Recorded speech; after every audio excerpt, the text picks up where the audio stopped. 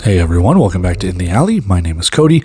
Glad you guys are back for another video. If it looks different and you didn't catch the preview and for yesterday, for Saturday's games, I am in Dodge City, Kansas. I am here to watch the Southwest Kansas Storm take on the Omaha Beef in the NAL matchup of the week, or that's what I'm coining it at least. So I'm here. I'm in Dodge City. I still grind never stops. So we still have two games to preview for the Indoor Football League on Sunday with Tulsa, San Antonio, Vegas, and Tucson. So let's dive into both of those games and we'll move on from there. All right, so what they don't tell you in Dodge City, and maybe they did, my friend Bill told me and I just didn't listen, the wind is brutal out here, man.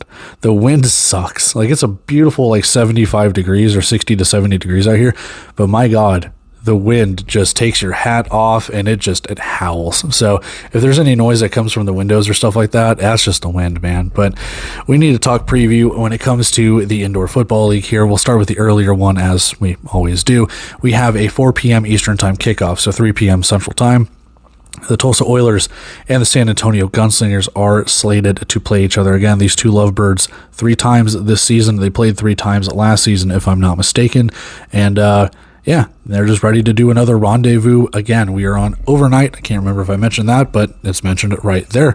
So from overnight, that's how we have it, and we just kind of move on.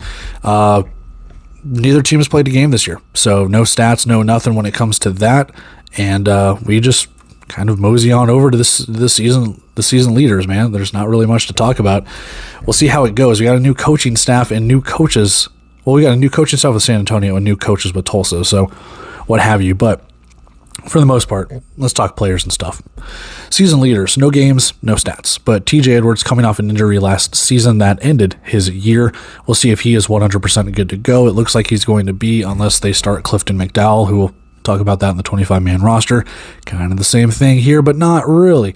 Joaquin Collazo for San Antonio comes back for another season, but he does have Fred Payton behind him. Fred Payton was with the Jacksonville Sharks either last year or 2 years ago. I think it was last year, and that didn't really pan out for him.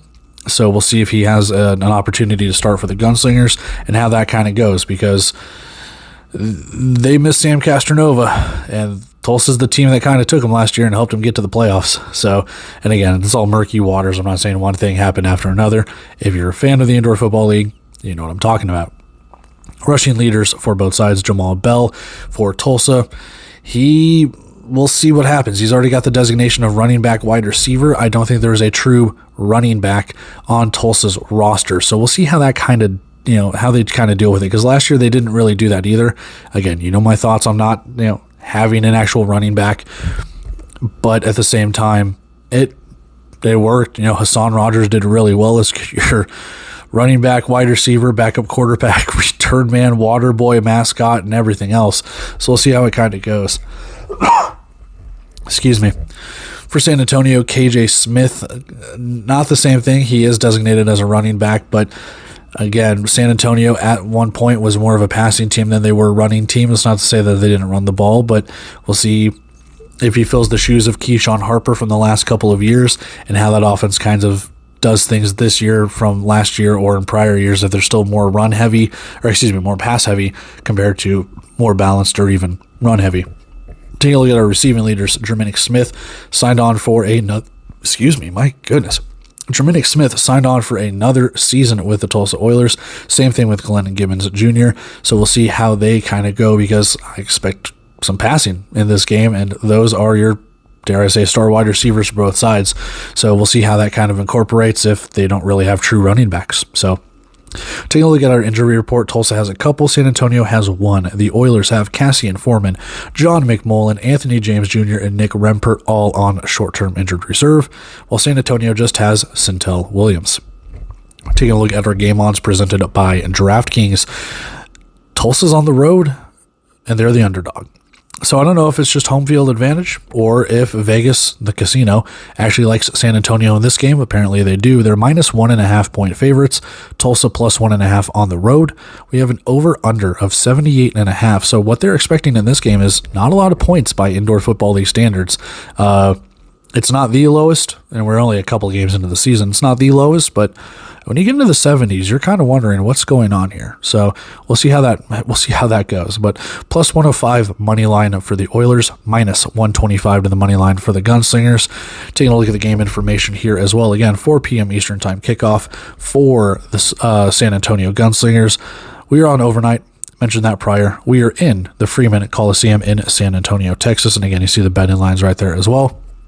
And finally, our head-to-head favors the Tulsa Oilers 3-1, with their last meeting being Week 13 of 2025, with the Oilers taking it 41-21. I don't think the Oilers swept them last season. They might have, but I think San Antonio got one of those games. I'd have to go back and look because I don't have that off the top of my head, but that's where we have it. So with that, we need to go take a look at our 25-man rosters, our bet and our prediction. We have a whole nother preview to do after that. We move on.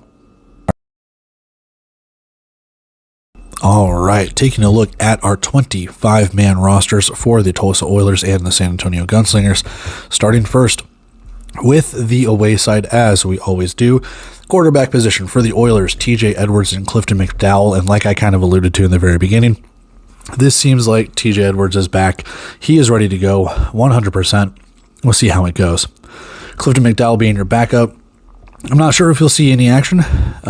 We'll just kind of go from there. Running back. Now, as I said, running back Jamal Bell, but he is designated running back and wide receiver according to the team's website. I just put him here for a little bit of variety because, I don't like that stuff. But we'll see what happens, whether he gets into the game or if they kind of go more veteran heavy with the wide receivers as we take a look at that wide receiving core. Max Novak back for another year. Jermaine Smith back for another year. Larry Harrington, who's been around for a while, coming over from the a couple of places last year, Tucson and Arizona. He's been with the Frisco Fighters before. He's been around for quite a while. So he is a good veteran of the game. And then speaking of veterans of the game, Spencer Tiers is back for another season. He's been in and out of the roster, being signed and released. So hopefully he can stick on for the full 16-game slate this year. Rounding it out is Dylan Wright. So moving on to the offensive line, Jeremy West, Landon Burton, Terrence McClain, Brandon Baldwin, and Vashon Bailey. Quite a bit of rookies on that offensive line, but Jeremy West signed on for another season. And Terrence McClain, I want to say he was with Iowa. I'd have to look it back up last season. But you see that 2 designation, which means he's had a little bit of experience in the indoor football league or adjoining leagues, whatever the case could be, NAL, AF1, what have you. So maybe a little bit of a breaking in process for whoever is going to be that third starter. Kind of see how it goes. Taking a look at the defensive side of the ball for the Oilers, Nusi Milani, Kevin Thurman, CJ Wright, and Karat Garland. Karat Garland actually, I believe, got traded over here from San Diego. Kevin Thurman is a veteran of the game, and then one of the other 2 guys is going to start. The other one's going to be your depth piece. You only have 4 defensive linemen as of right now, if so facto. Because when we take a look at that linebacking core, we know Marquez Bembry has played on the defensive line last season. He's back for another year. Same thing with Dylan Petway. Same thing with Trey Harvey. Crazy to think that Trey Harvey took this long to get re-signed, but here he is. We'll see if he gets the start at that linebacker spot, as he can venture between linebacker and defensive back and what have you. Same thing with Dylan Petway. He's more of your designated linebacker, but if you're asking me, I think you have Garland, Thurman, and maybe Marquez Bembry on the defensive line, with Trey Harvey being your linebacker. The reason why is when you take a look at this secondary, they've got some talent as well. Now, I could easily see Trey Harvey going into the secondary if they absolutely need to, but Tariq Bracy, Cedarius Doss, Malik Saunier, Mark Shepard Jr., Daniel Mendoza, Frederick Millay, and Malik Hargrove to round out that secondary. Bracy coming over from Tucson. Doss is re-signed for another year, and Malik Saunier being signed over from the Northern Arizona Wranglers. That's a lot of good depth in that secondary, and we know they're going to need that because prior years indicate that San Antonio is going to pass the ball a little bit. So maybe they do bump Harvey into that secondary role and put Bembry or Petway at the linebacker spot. We don't know. We'll see how it kind of goes. I do also want to have a caveat to this too. There are more than 25 men on this roster, but this is what the team website had, and the rosters that I was given showed the team had 30. So, and that includes the injured reserve and stuff like that. So just because a player doesn't suit up, we'll see what kind of happens when we talk, 22 men that started. There's going to be 3 other practice players, regardless. Finally, Kicker is Bailey Hale. Every time I see that, I want to say Bailey Haley, but that's not his name. It's Bailey Hale. So anyway, now that that's in your head, that's what you're going to say. Taking a look at the home side now for San Antonio, Fred Payton Jr. and Joaquin Collazo are your quarterbacks. And again, I'm giving the benefit of the doubt to Collazo to be the starter, Fred Payton to be the backup. We'll see how it kind of goes from there. Running backs, Shen Butler Lawson and Kelvin KJ Smith to round it out for the running backs. Both rookies. Like I said in their team preview or maybe in an offseason update, who's going to replace Keyshawn Harper? Who's going to help in that running back room? Do they even worry about that? Because we have some veterans in the wide receiving room as well. Austin Upshaw, Deion Cook, Glenn Gibbons Jr., Deion McShane, Derrick Rose, and Zach Patterson. Austin Upshaw and Glenn Gibbons coming back for another season. Deion McShane coming over from the Quad City Steamwheelers. And then with that, Deion Cook, Derrick Rose, and Zach Patterson being your rookies on that line. 2 Central Missouri guys and 1 Lindenwood. So former MIAA, with Lindenwood now being FCS and Central Missouri obviously being in the MIAA now. Go Gorillas. Anyway, for that wide receiving room, we'll see how it kind of goes and who suits up with that, who suits up in the other skill positions. We'll kind of see how and monitor that because you did lose Callie Rashad. He's not on the roster. You did lose Naquan Murray. So we'll see who steps up in those roles, especially within like the return game with Callie Rashad as well. Offensive line. We do have some veteran talent here too. Kobe Williams, Dejon Carroll, Desmond Thomas, and Tank Jenkins. Desmond Thomas, former Green Bay Blizzard. Dejon Carroll, former Sioux Falls Storm. He's been around for a couple of teams. I don't know if he's really stuck too much, but regardless, he is here for San Antonio, most likely going to start. And then we'll see who gets that third starting spot, either Kobe Williams or Tank Jenkins. Maybe they both start, and then one of the other guys is the odd man out. But again, I'm just basing this on playing experience and what's going on. To the defensive side of things, Conroy Cunningham, Nick Evans, Gabe Smith, Daniel Williams, and Terry Beckner Jr. into that defensive line. Now, Gabe Smith comes over from the Iowa Barnstormers, if I'm not mistaken. Terry Beckner coming over from the Massachusetts Pirates. And I don't have Nick Evans off the top of my head, but obviously having a 2 designation right there, he's played indoor or arena before. So if those are your 3 guys that start, otherwise we've got Cunningham and Williams to challenge for that. Kind of see how it goes when those first couple of snaps are taken. Linebacker Kendry Gant out of Houston. I don't know what the hell that noise was. If you guys heard that, that's weird. But either way, we move on. Kendry Gant is your linebacker. We'll see how that goes. They did have a little bit of trouble in the last couple of years at linebacker, going from Eric Rasco to Jordan Jones. Rest in peace to that. To I'm thinking of who else they've had because now I'm blanking on the names, but they've gone through. My goodness, do you guys hear that? That is crazy. I do apologize. I do not know what that noise is. Let's finish this out really quick and hope to God that noise goes away. Our secondary, Christoph Page, Renaria Dilworth, Larry Brooks the third, Jalen Jimerson, that is annoying, Matt Elam, and Marcus Floyd. My goodness. I think that's the water turning on in the hotel next to me. Anyway, into the secondary, I just named all of those guys. That is a very veteran secondary too. Christoph Page signed on for another year. Matt Elam comes over from Massachusetts, San Diego, and everywhere else. Now, here's the caveat to this. Marcus Floyd, I noticed, was activated from refused to report. I don't know if that means he's getting into the game at all. If it is, good for him because that adds some depth to it. If not, well, we got the other rookies to step up with Dilworth, Brooks, and Jimerson. So we'll see how that kind of goes when it comes to San Antonio. Your kicker is Tyler Huddle, and that is your 25-man roster for Tulsa, your 25-man roster for San Antonio. I'm going to move on to our bet and our prediction before that sound comes back. So let's mosey on over there before we hear the words of the demons.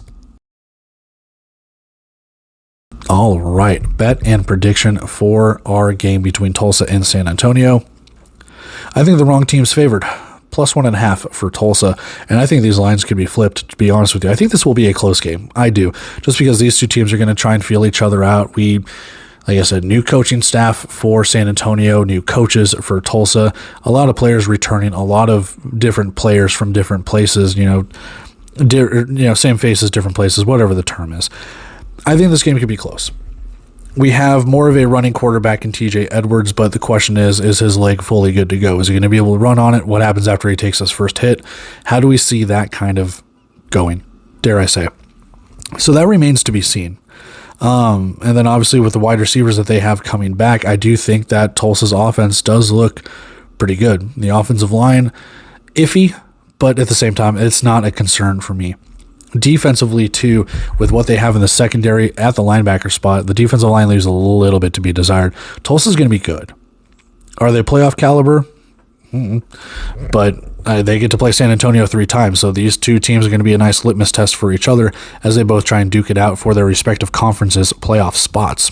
For San Antonio, they've gone through another, kind of makeover again when you look at what they did last year with the players that they brought in to the players that they've brought in this year. It's the same, but it's different in the sense of who they had last year.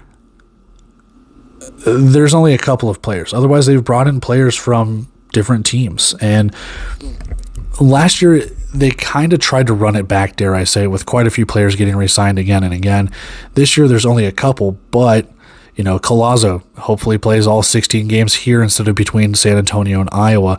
Deion McShane comes over from Quad City. Fred Payton comes over from Jacksonville. Even, Marcus Floyd, if he is actually good to go there in the secondary. Terry Beckner coming over from Massachusetts/Orlando. We'll see how it goes, but they all have to fit that scheme. Does that fit better for them compared to what Tulsa's brought in for their schemes and stuff like that? I'm not sure, but I got -1.5 because Tulsa, they made the playoffs last year and San Antonio fell short. They fell on their face. They had a worse season than what they had their first year in the IFL, and I don't know if I necessarily like that trajectory. And for someone that has put San Antonio in the playoffs, I don't know, man. You got to get off to a start here if you're San Antonio. I think you got to start strong. You got to make sure what you're doing is clicking, and you have to match pace with Tulsa. Now, I'm not saying Tulsa's going to control the game by any means, but what I am saying is I think Tulsa has the ability to take control of the game if they need to. San Antonio can as well. It just kind of depends on, dare I say, turnovers, dare I say, like, the amount of possessions. Because I think if San Antonio receives the first kickoff, then there's a good chance that they can kind of control it. It might be how that kind of goes, or whoever makes the first mistake, dare I say, because this could come down to that. It could come down to who makes less mistakes, not just penalties, not just turnovers, but maybe a boneheaded play. Maybe there is a 4th down stop that you get that you easily could have thrown it to a different wide receiver or something like that. And again, I don't know, but this could be a very close contest. My prediction for this one, 41-40, Tulsa. Like I said, I don't really know. They're favoring San Antonio, but how much of that is home field? How much of that is different rosters?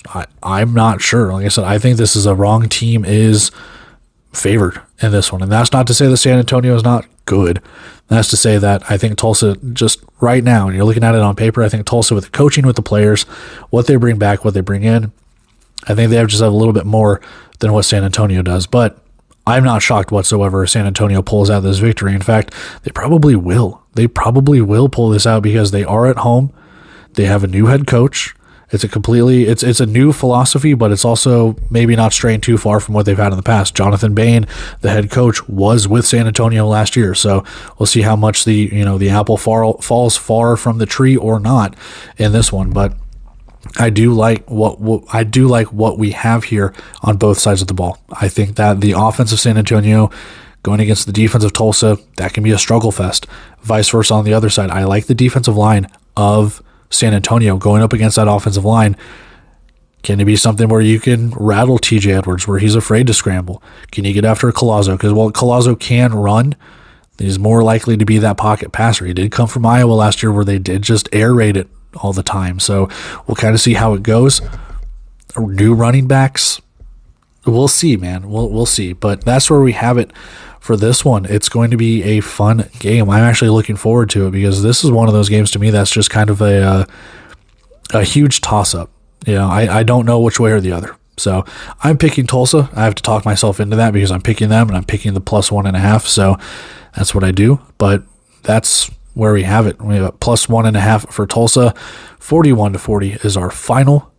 Not shocked if San Antonio wins either. It can go either way, but that's where we have it. We gotta go take a look at preview number 2.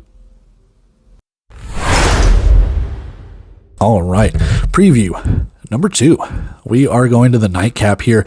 And this, we'll see if we got a rebound game or if we have a team drop to 0-2. Man, we'll see how it kind of goes. But Yahoo Sports, 7:30 p.m. Eastern Time kickoff on the 29th of March. The 0-1 Vegas Nighthawks.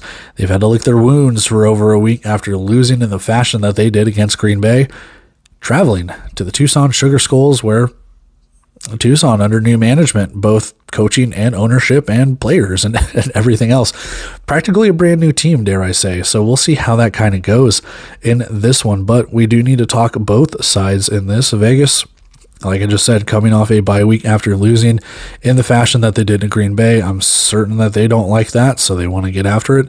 Tucson, the opportunity to drop a team to 0-2, move yourself up to 1-0, and really put Vegas behind the eight ball when it comes to very early on playoff standings and how it kind of goes, and drop them in a conference game as well, as that's like the fourth tiebreaker or whatever it could be. So regardless, let's move on to our season leaders. For one team, Jayden DeLora and the Vegas Nighthawks, your passing leader, 17 of 22, 158 yards, 3 touchdowns, no picks. I put Draylon Ellis here. We don't know who's going to start. Maybe we do, maybe we don't, but I put Ellis here just because. But either way, no games, no stats. So that's how we have it. Rushing leaders, Josh Tomas, 15 attempts, 46 yards, and 1 rushing touchdown. Tyler King for Tucson, nothing. Receiving leaders, Phoenix Sproles, 7 catches, 60 yards, and 1 receiving touchdown. And for Tucson, Tamari and Terry, nothing. That's, again, no games, no stats. Take a look at our injury report for both sides. We have quite a few injured players. Giovanni Gradier, John Irby, Cedric Wilcots, and Bryce Hampton. Who? Bryce Hampton's back? Oh my, yeah, he's back. They're all on short-term injury reserve. Bryce Hampton was signed a couple of days ago, put on short-term injury reserve, but a couple of these guys have been here for roughly a couple of weeks now, so we'll see if they get off of injured reserve here after this week with Gardier and Irby. For Tucson, Deshaun Holt, Ahmad Lyons, Tavion Thomas, and Michael Todd Jr. rounded out for their short-term injured reserve. They were all just put on there just a couple of days ago, too. So a couple of teams already nursing quite a few injuries, and one hasn't even played a game yet. One's got a bye week, too, man. So taking a look at our game odds presented by DraftKings. Vegas favored by 5.5 on the road. So even with the injuries, even with the bye week, even with the loss, even with everything, people are still predicting Vegas to win this game and win it by more than a touchdown, less than a touchdown. We'll kind of see how it goes. Minus 5.5 is less than a touchdown, though, but it's almost to that magic number of like minus 6.5 and what have you. We have an over-under of 82.5. So they're predicting a moderate amount of points in this one, and minus 192 to the money line for Vegas, plus 160 for Tucson if you want the home underdog. And plus 160, you bet $10, you get $16 back. So there you go. Game information. We're at the Tucson Convention Center in Tucson, Arizona, where the Tucson Sugar Skulls play, where Tucson Arena is in Tucson, Arizona, with Tucson and Tucson. I'm sure Tucson Motors and all of the Tucson advertisements are going to be there as well. So go Tucson. I love doing that. 7:30 p.m. Eastern Time kickoff on Yahoo Sports. Again, we're in Tucson. But we need to look at our series head-to-head as well. 4v4. Both teams tied in this one. Vegas getting the last victory, final week of the season last year, week 19, 2025. Vegas, 55-18. They destroyed them. And that's where we just kind of have it with this one. Vegas hoping to go 5-4, the other team hoping to go 5-4 as my family walks through the door. But with that, we need to go take a look at our 25-man roster, our bet and our prediction, and we will get on out of here. All right, let's talk 25-man rosters as they're already over my face. Starting with the away side first for the Vegas Nighthawks, your quarterbacks, Jayden DeLora and Avon Rucker. DeLora going to be your starter like he was in the last week. Running back, Josh Tomas. He has no competition at the position, so there you have it. Wide receivers, Deshaun Stoudemire, Quentin Randolph, Seneca McKee, and Phoenix Sproles. Not a lot of depth at those positions, so you're probably going to get your 3 experienced guys, with McKee being your odd man out if Josh Tomas goes out into the slot, or if they have him be your running back, or whatever the case could be, but he will spell the wide receivers. Offensive line, Christian Coulter, Sidney Walker, Zach Fortier, Charles Turner III, and Moses Mallory. I'm trying to remember 2 weeks ago, but I think it was Moses Mallory, Sidney Walker, and was it Christian Coulter? Or was it Fortier? I can't remember. But regardless, I know it's Mallory and Walker were two of them, if I'm not mistaken. We'll see who that third one is. I think it was Coulter. I think they have the two Bay Area guys in there. Defensively for the Nighthawks, Lorenzo Hernandez, Kai Von Bennett or Key Von Bennett, Dylan Ruiz, Damon Williams, and Billy Martin. So we'll see how that kind of goes. A lot of experience on that defensive line. Hernandez is going to be most likely your starter, and if I remember correctly, I think Billy Martin was one of the guys as well. Damon Williams played a little bit. Ruiz is coming off short-term injured reserve or exempt list. I can't honestly remember off that one, but he's coming back off a list. And then Key Von Bennett, he didn't suit up in the game against Green Bay, if I'm not mistaken. We'll see if he suits up in this one. Linebackers include Trinellius Tatum and Ian McBurrow. McBurrow got the start, but Tatum did play. He played in the secondary. He played in the linebacker. He played all over the special teams and stuff like that too. So we'll see if he can just keep that momentum going. To the secondary, Clifton Duck, Fred Flavors, Terry Roberts, Urshad Davis, and Keyshawn Cobb rounding it out. And for all intents and purposes, they gave up some points last week, but those rookies definitely showed out. Clifton Duck played well. I did like Fred Flavors and Terry Roberts both playing as well as they did against Green Bay a couple weeks ago. So we'll see if they can carry that momentum to them with it. Gabriel Rui is your kicker. That's your 25-man roster for your Vegas Nighthawks. Moving over to the home side for the Tucson Sugar Skulls, Draylon Ellis and Casey Otto are your quarterbacks. Who starts? I don't know. You don't know. Whoever someone starts in this game will be the person that walks out and takes those first snaps. My money is on Ellis, but Casey Otto does have that veteran experience tag. So we'll see if the veteran goes or if they go with Ellis. Running backs, Brandon Mackey and Tyler King. King being a former Quad City Steamwheeler, I think at one point. Former Jacksonville Shark. I think he was signed for Quad City for like a week, maybe a few days, and then he got cut. So a legend nonetheless. But regardless, he is here in Tucson, Jacksonville legend as well. We'll see if him or Mackey get the start, as again, we're just kind of going through a brand new process of what Tucson already is. To the wide receivers we go, Brian Smith, Tamarian Terry, Jerron Waters, Demisio Ewing, and Journey Sloan. 3 veterans. Remember, you can carry 7 veterans in this. 3 of them are your wide receivers with Terry, Ewing, and Journey Sloan.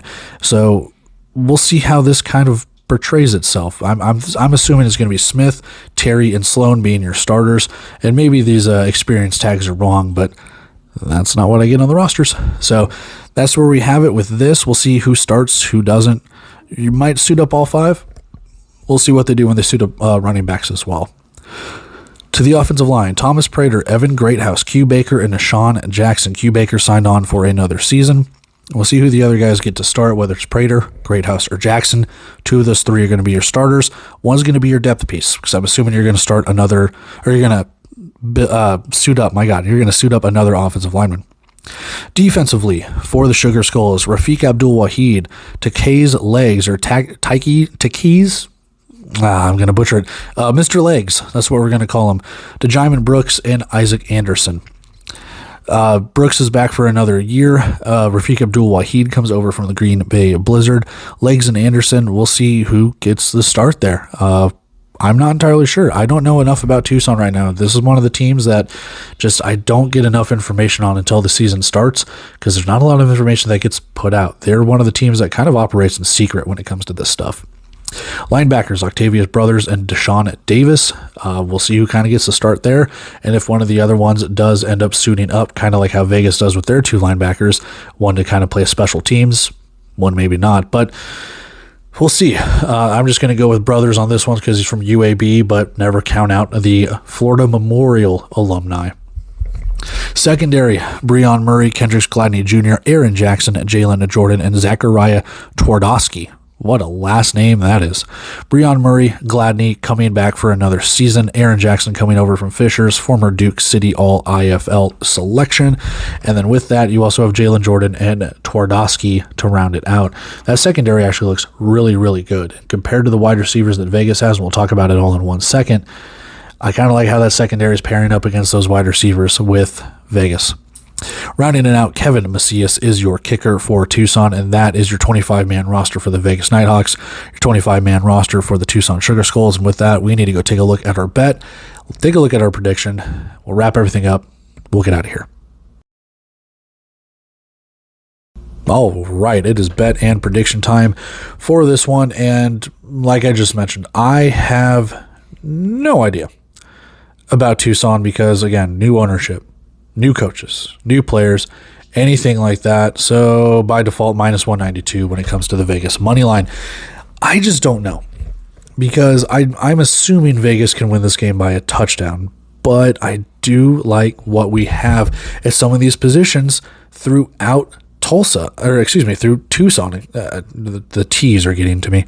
But I do like that secondary of Tucson, and there's not a lot of depth at the wide receiver position when it comes to Vegas. Green Bay was able to get under Vegas' skin, but at the same time, Vegas, they made a lot of their own mistakes, man. And I don't see them making those mistakes after a bye week. I think those have gotten kind of coached out of them from their loss to Green Bay to what they're doing right now. And like I just mentioned, like Tucson to me is just such a mystery team where they could come out guns a-blazing in this one. I have no idea. But the veteran presence that Vegas has, obviously being the defending national champions, you can't take that away from them. Tucson has an opportunity here to shock the world. I just don't necessarily see it just yet. Now, could things gel for them? Yes, but things have to gel at the very most important, number one, honest to God position, oblivious, obvious, whatever adjective you want to use. And that's quarterback. We don't know who's starting. Have they had enough time to gel, whether it's Otto, whether it's Ellis? Have they had enough time to gel with the rest of the skill positions, with the rest of the offensive line, with everything going for them? Does Tucson have enough in the tank to take on Vegas? Because Vegas' defense can be scary. Yes, they gave up points to Green Bay. We didn't really know what Green Bay was fully about, and I expected Vegas to kind of win that game too. I had to eat some crow with that.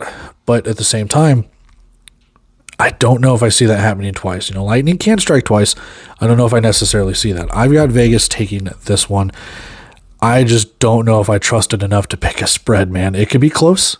It could be a blowout. You could go over, you could go under. And yes, unders hit a lot in this arena. But at the same time, I just don't know.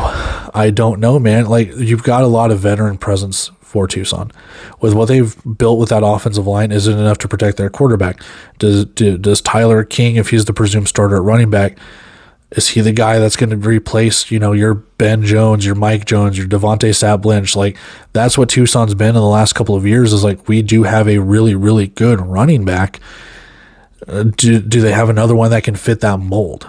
And then when it goes to the wide receivers, I do like the wide receivers that Tucson has. When it comes with Terry, when it comes with Sloan, when it comes with Smith, I love what they have. But again, the quarterback throwing it to them, I'm not saying they're bad. Do they have the experience about it? I'm not sure. And then you have the defensive line that is Vegas. Can they get to that quarterback? Can they rattle his cage? Can they get to it? That's the reason I just trust Vegas a little bit more in this one. It might have been a little bit different in the Green Bay game because they had a stacked offense and defensive line. I don't necessarily see that here with Tucson. They've got some good players. I wouldn't necessarily put them on Green Bay's caliber of the trenches, though. I like the secondary. I think that you keep Vegas' offense in check. So maybe if you want to go with the under, you can. I just don't trust it right now. So I'm going straight money line. It's less than minus 200 odds. So for me, it's not a cop-out. If you start getting plus or like minus 200 plus, I try and stay away from that. But regardless, my prediction for this one, 47-36 in favor of the Nighthawks. I think they do take it. It is an 11-point victory. So there's that. And over under, we're looking at over 80. So yeah, whatever. Over, I don't care, man. I don't trust it. It's not that I don't care. It's just I'm scared. Mom, come pick me up. I'm scared because I don't trust anything else than the money line of this one. I just want to pick winners. And you've seen that theme throughout because I don't trust anything yet. And we got a couple of games into the season here. I don't trust teams yet. It's going to take a couple of games for me to start getting a hunch, and then I start losing bets because I overthink it. But I do think Vegas has a better roster. I do think they've already played a game. So while they have that game experience, Tucson also has film, but what has changed from then until now, we just don't know. But I think Vegas has it now. Tucson, again, they could shock the world. I'm not saying that this game is going to be a blowout. This is a kind of decisive victory for me. It's over the 5.5, but at the same time, I could see Tucson maybe keeping it close. We'll see how it kind of goes. They did beat Arizona last year. They beat them, twice?